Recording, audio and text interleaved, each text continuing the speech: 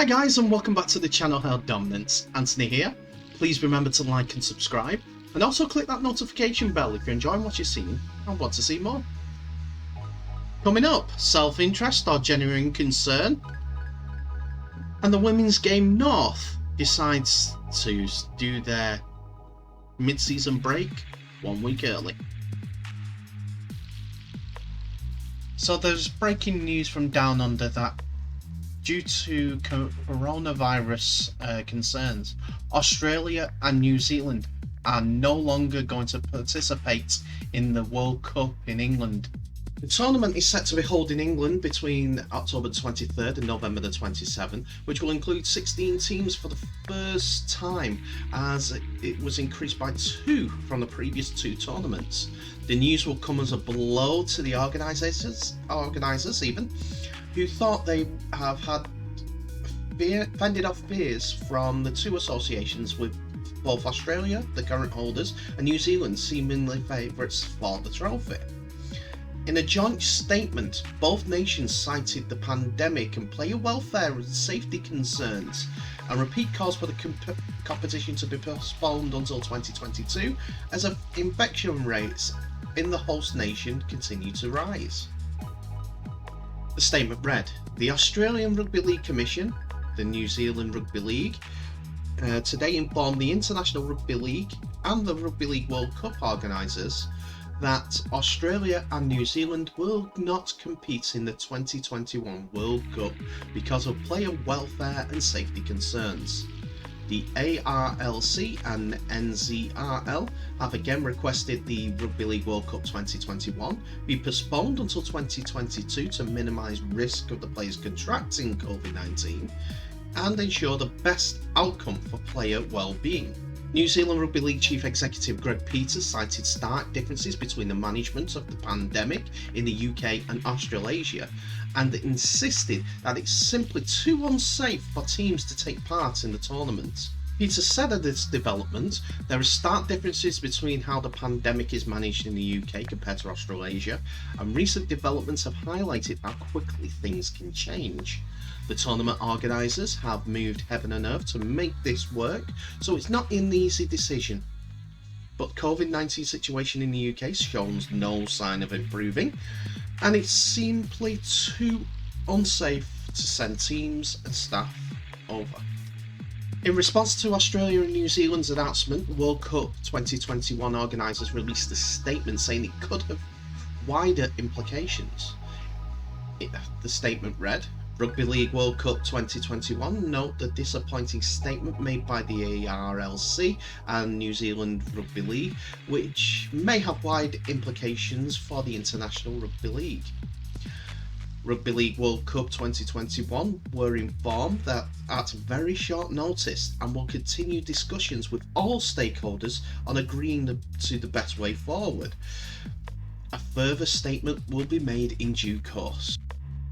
RFL Chairman Simon Johnson went on to Sky Sports today and said, World Cup organisers have bent over backwards to meet every single request relating to their players' safety during this tournament. They have been prepared to spend considerable resources in order to do so. Our government has fully supported them. They have given assurance after assurance after assurance, and therefore, for this decision to be made today, I've described it as a selfish and parochial decision, because at the same time in July, when they are committing not to play in a tournament in October, athletes from those countries are participating in the Tokyo Olympic Games.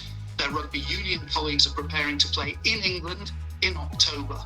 And I think it is very, very difficult for players, men's, women's, and especially wheelchair players, who at the peak of their career want to play at the pinnacle of international sport, to be told by their leaders that they can't participate in a tournament when they can see their counterparts from other sports with no restrictions travelling to exactly the same parts of the world and other parts of the world which also have COVID with no apparent restrictions. I think that is a very difficult situation, and I understand why a number of players in Australia and New Zealand are very upset with this decision. So at this point it's unsurprising, because it did seem that the press over in Australia, the COVID bubbles that have been going on, and not so much the clubs or players, to be fair, have decided for the best of the players, even though, like I mentioned in yesterday's video, players have been coming out. The first one for the Rugby League World Cup, the first one being Damien Cook. Everyone else followed on Twitter and want to play in the World Cup, maybe the last chance. But Australia, New Zealand have decided not to go ahead.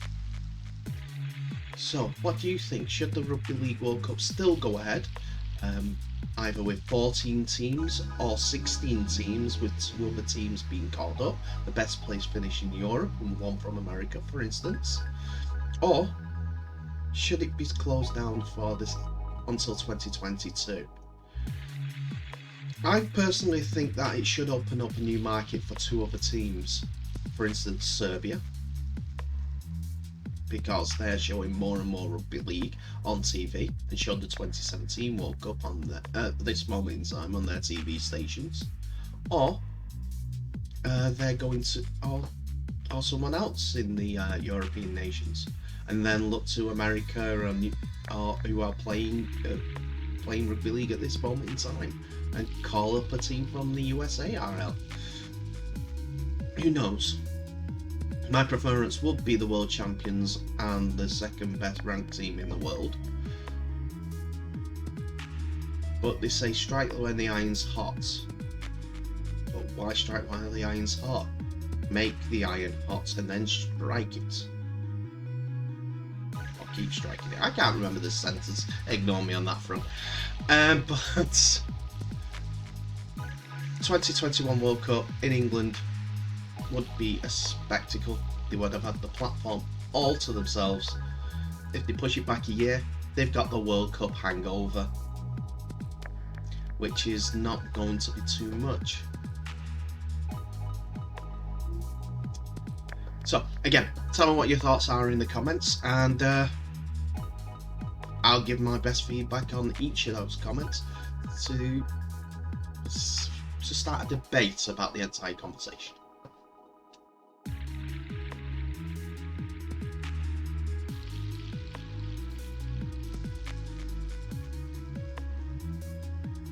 Some news coming out of the Betfred Women's Super League as it's bringing its scheduled mid-season break before returning as planned with a 2-tier competition format from August the 8th, Sunday the August the 8th. Clubs have unanimously agreed with the RFL to cancel this week's final round of Phase 1 fixtures, allowing for squads an immediate circuit break from the challenges presented by the COVID-19 tests, self-isolations and injuries. On resumption, Leeds Rhinos, St Helens, Wigan Warriors and York City, as well as Castleford Tigers, will begin their quest for a place in the British Women's Super League Grand Final. Featherstone Rovers, Huddersfield Giants, Warrington Wolves, Bradford Bulls and Wakefield Trinity will contest for the Super League Shield, with both finals scheduled for October the 10th at Emerald Headingley Stadium in Leeds. Fixtures include details of midweek games and broadcast and stream arrangements will be announced in due course. England training sessions and reserve weekends for any postponements will be accommodated within the schedule. Finally, an RFL meeting that has come up with some broadly good ideas. A circuit break inside the circuit break, or when the season's gone on, so that they can cover all their bases. What crazy thinking will they think of next? Anyway, before my sarcasm gets the best of me, RFL Director of Participation and Development Mark Lovering explains, "It's been wonderful to have Women's Rugby League back in 2021 after losing virtually the entire season last year. But the wider public health situation continues to challenge us all. At times like these, we have to be agile. And I'm grateful to all the clubs for recognising the challenges and being flexible enough to adapt. They have shown admirable commitment throughout the season and under enormous pressure at times.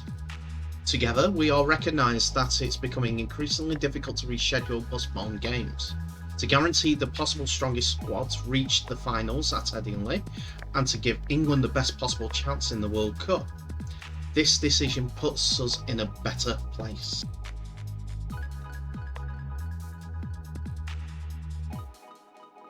The Betfred Women's Super League was expanded this year to become a 10-club competition, with Huddersfield Giants, Warrington Wolves joining the 8 teams that competed in 2019.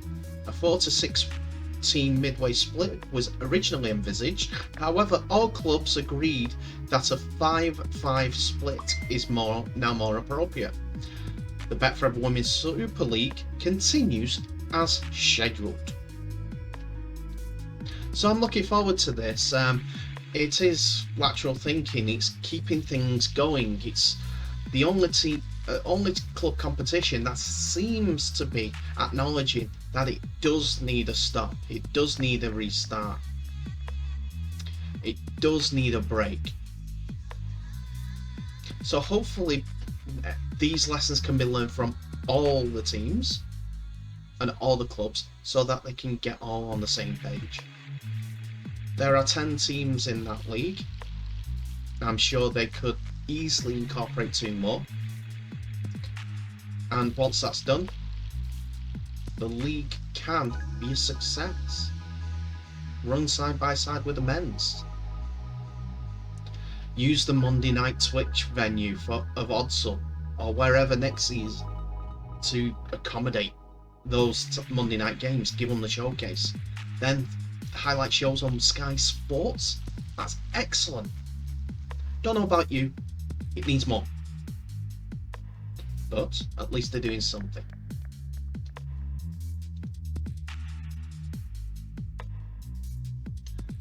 So that's it for another video, ladies and gentlemen. Thank you so much for watching. Please remember to like, subscribe, share the video worldwide.